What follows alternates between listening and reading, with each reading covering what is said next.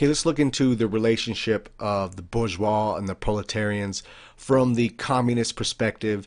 And for this, we'll be pulling solely from the Communist Manifesto and mainly dealing with the communist interpretation of the bourgeois class, how it came about and what it does, and their replacement eventually by their own hands by building the discontent and separating the classes further and further from the bourgeois and the proletarians.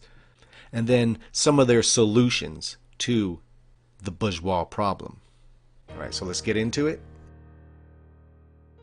The modern bourgeois society that has sprouted from the ruins of the feudal society has not done away with class antagonisms.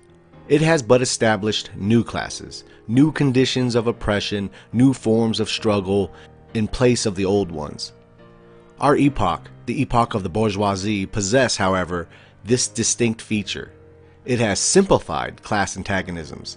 Society as a whole is more and more splitting up into two great hostile camps, into two great classes directly facing each other, the bourgeoisie and the proletariat.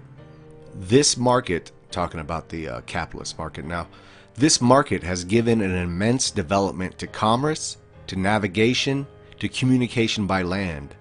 This development has, in its turn, reacted on the extension of industry, and in proportion as industry, commerce, navigation, railways extended, in the same proportion the bourgeoisie developed, increased its capital, and pushed into the background every class handed down from the Middle Ages.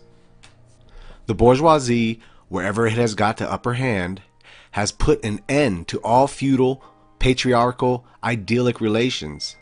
It has pitilessly torn asunder the motley feudal ties that bound man to his natural superiors, and has left remaining no other nexus between man and man than naked self-interest, than callous cash payment. The bourgeoisie has torn away from the family its sentimental veil, and has reduced the family relation to a mere money relation. So with the rise of the capitalist class, the bourgeoisie class, they are referring to how interactions between men have now become materialized as well, where everything is solely at its core about making some kind of cash profit or an interaction between cash between people. The need of constantly expanding market for its products chases the bourgeoisie over the entire surface of the globe. It must nestle everywhere, settle everywhere, establish connections everywhere. The bourgeoisie has, through its exploitation of the world market, given a cosmopolitan character to production and consumption in every country. Now, one thing is for sure, when you read works of Marx or Lenin, you get very good criticism on capital. I think a lot of the communist intellectuals always provided worthy critique of capitalism and the higher capitalist class. So whatever else could be said, they've always had a good critique on calling out the capitalists. The bourgeoisie, by the rapid improvement of all instruments of production, by the immensely facilitated means of communication, draws all, even the most barbarian, nations into civilization. The cheap prices of commodities are the heavy artillery with which it batters down all Chinese walls, with which it forces the barbarians' intensely obstinate hatred of foreigners to capitulate. It compels all nations, on pain of extinction, to adopt the bourgeoisie mode of production. It compels them to introduce what it calls civilization into their midst, i.e. to become bourgeois themselves. In one word, it creates a world after its own image. Owing to the extensive use of machinery and to the division of labor, the work of the proletarians have lost all individual character, and consequently all charm for the workman. He becomes an appendage of the machine, and it is only the most simple, most monstrous, and most easily acquired knack that is required of him.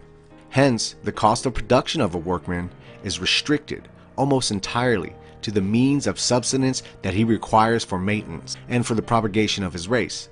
But the price of the commodity, and therefore also of labor, is equal to the cost of production. In proportion, therefore, as the repulsiveness of the work increases, the wage decreases. The less the skill and exertion of strength implied in manual labor, in other words, the more modern industry becomes developed. The more is the labor of men superseded by that of women. Differences of age, sex have no longer any distinctive social validity for the working class. All are instruments of labor, more or less expensive to use according to their age and sex.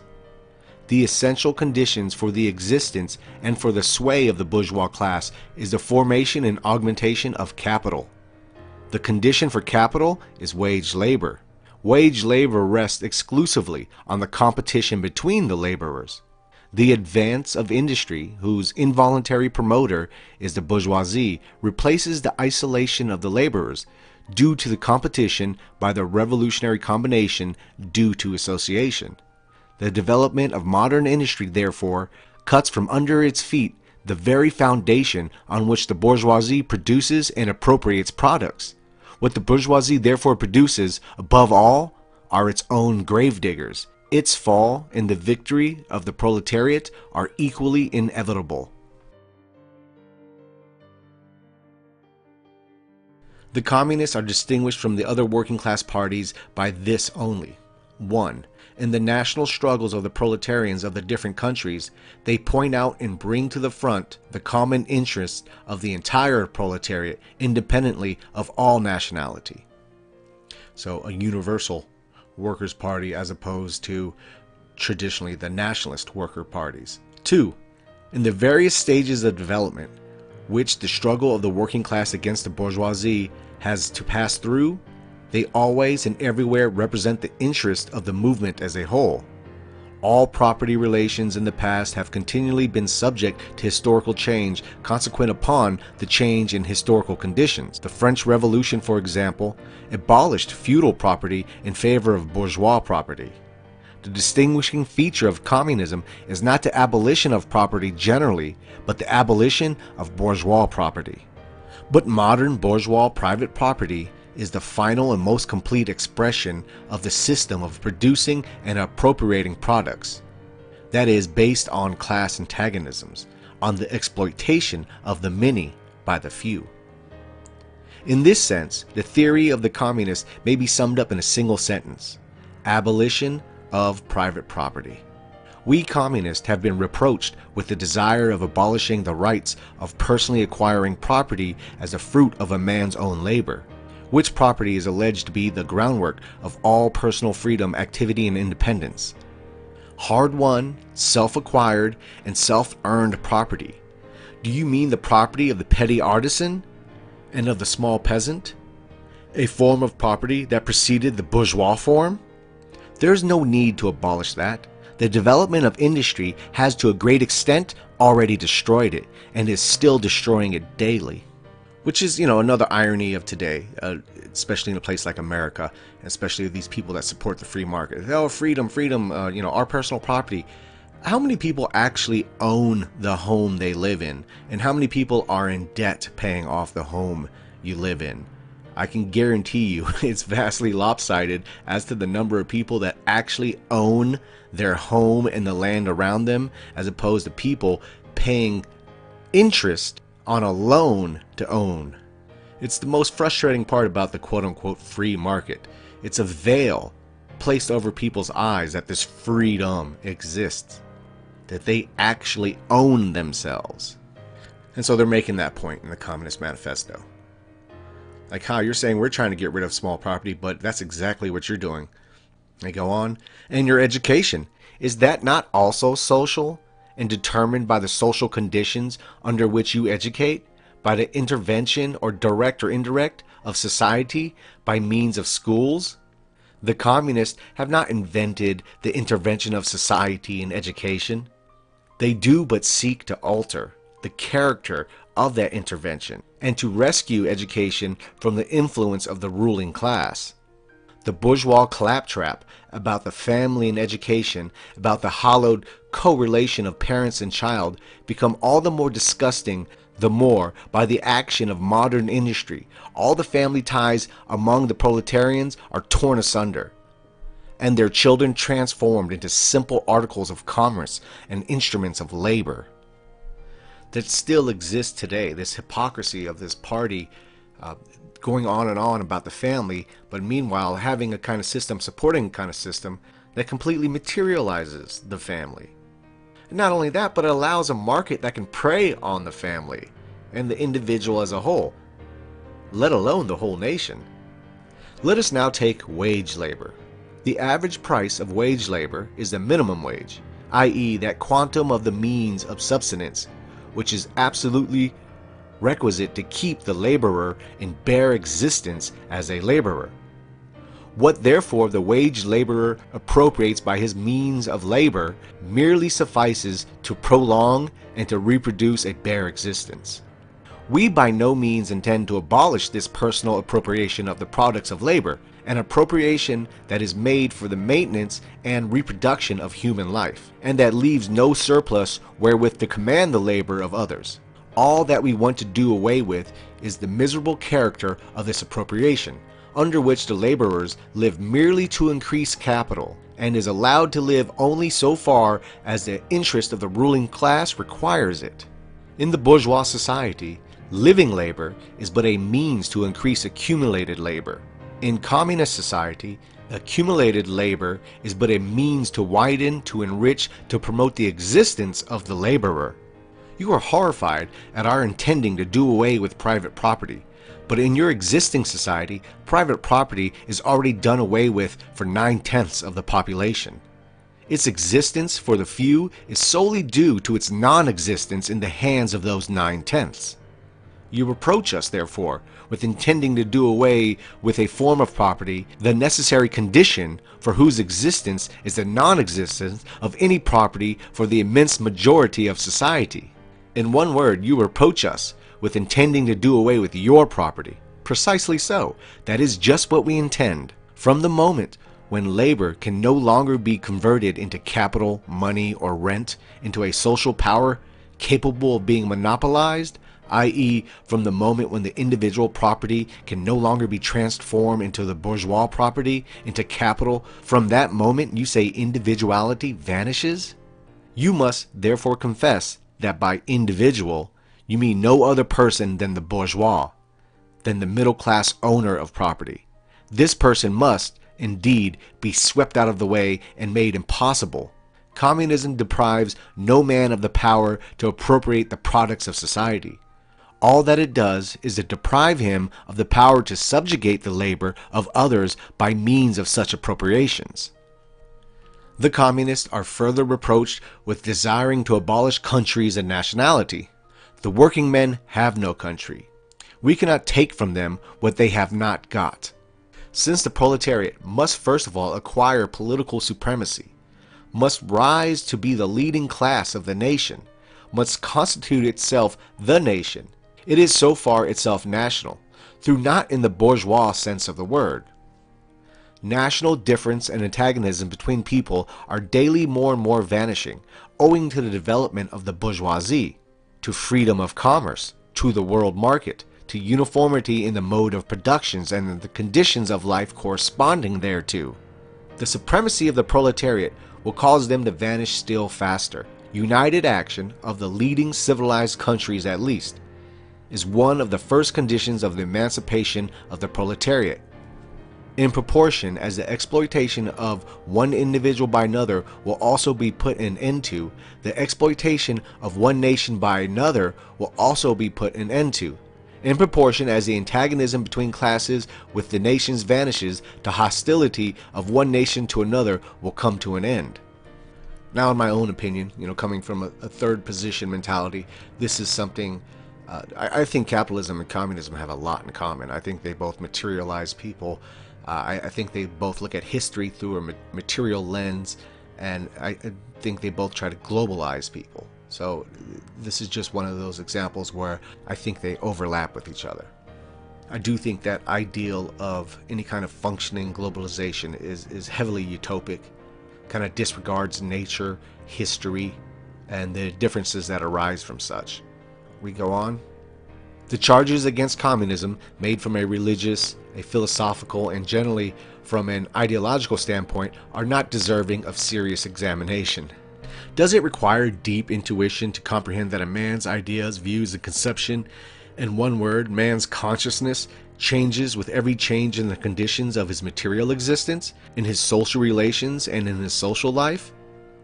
What else does the history of ideas prove than that intellectual production changes its character in proportion as material production is changed? The ruling ideas of each age have ever been the ideas of its ruling class. When people speak to the ideas that revolutionize society, they do but express the fact that within the old society the elements of the new one have been created, and that the dissolution of the old ideas keep even pace with the dissolution of the old conditions of existence. When the ancient world was in its last throes, ancient religions were overcome by Christianity. When Christian ideas succumbed in the 18th century to rationalist ideas, feudal society fought its death battle with the then revolutionary bourgeoisie. The ideas of religious liberty and freedom of conscience merely gave expression to the sway of free competition within the domain of knowledge. Undoubtedly, it will be said, religious, moral, philosophical, and juridical ideas have been modified in the course of historical development. But religion, morality, philosophy, political science, and law constantly survive this change. There are besides eternal truths, such as freedom, justice, etc., that are all common to all states of society. But communism abolishes eternal truths. It abolishes all religion and all the morality instead of constituting them on a new basis. It therefore acts as a contradiction to all of the past historical experience. But let us have done with the bourgeois objections to communism. Well, it's not completely bourgeois objections to communism. And many in the proletariat and the working classes would also have issue with what Marx has just stated there. We have seen above that the first step in the revolution by the working class is to raise the proletariat to the position of the ruling class to win the battle of democracy. The proletariat will use its political supremacy to wrest by degree all capital from the bourgeoisie, to centralize all instruments of productions in the hands of the state, i.e. of the proletariat organized as the ruling class, and to increase the total productive forces as rapidly as possible. Of course, in the beginning, this cannot be effected except by the means of despotic inroads on the rights of property and on the conditions of the bourgeois production. By means and measures, therefore, which appear economically insufficient and unattainable, but which, in the course of the movement, outstrip themselves, necessitate further inroads upon the old social order, and are unavoidable as a means of entirely revolutionizing the mode of production. These measures will, of course, be different in different countries. And we'll end with their steps to achieving this. Nevertheless, in the most advanced countries, the following will be pretty generally applicable. Number 1. Abolition of all property in land and application of all rents of land to public purposes. 2. A heavy progressive or graduated income tax. 3. Abolition of all rights of inheritance. 4. Confiscation of the property of all immigrants and rebels. 5. Centralization of credit in the hands of the state by means of a national bank with a state capital and exclusive monopoly. 6. Centralization of the means of communication and transport in the hands of the state. 7. Extension of factories and instruments of production owned by the state. The bringing into cultivation of wastelands and the improvements of the soil generally in accordance with a common plan. 8. Equal liability of all to work. Establishment of industrial armies, especially for agriculture. 9. Combination of agriculture with manufacturing industries. Gradual abolition of all the distinction between town and country by a more equitable distribution of the populace over the country. 10. Free education for all children in public schools. Abolitions of children's factory labor in its present form. Combination of education with industrial production. So let's look into the relationship between the bourgeois and the proletarians and the proletarians and the communists. Now, of course, like most other ideologies, and despite what Marx and Engels may have intended with this universal working man's plight, in every country that people came into power, that called themselves communists or were inspired by the Communist Manifesto and other communist writings expressed themselves differently, much like third position ideology does, because nationality is a reality. So it expresses itself differently.